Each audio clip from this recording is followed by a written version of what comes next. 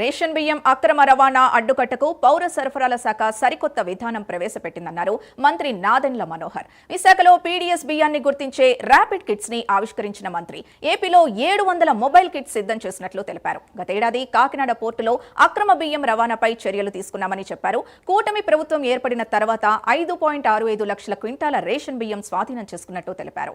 విశాఖ నుంచి పీడీఎస్ బియ్యం ఎగుమతులు జరగకుండా నగరంలో 33 మంది సిబ్బందితో 3 చెక్ పోస్టులు ఏర్పాటు చేశామన్నారు మంత్రి నాదెండ్ల మనోహర్.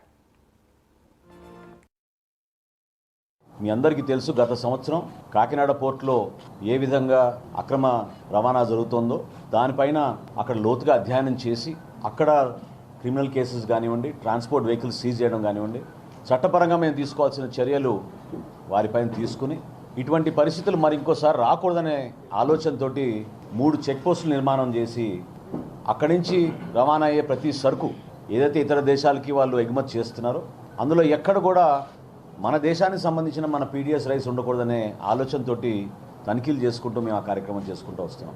కూటమి ప్రభుత్వం ఏర్పడినాక ఇప్పుడు వరకు 14 నెలల్లో 5,65,000 క్వింటాళ్ళు బియ్యం మేము స్వాధీనం చేసుకున్నాం. మొబైల్ కిట్స్ తీసుకొచ్చాం. ఈ మొబైల్ కిట్స్ ద్వారా 700 కిట్స్ మేము సిద్ధం చేశాం. ఎప్పుడైనా ఎక్కడైనా ఇమ్మీడియట్గా మేము సరుకు వెరిఫై చేయడానికి ఈ ప్యాన్లో మేము రైస్ శాంపుల్ తీసుకున్నాక ముందుగా ఒక స్ప్రే బాటిల్ ఉంటుంది.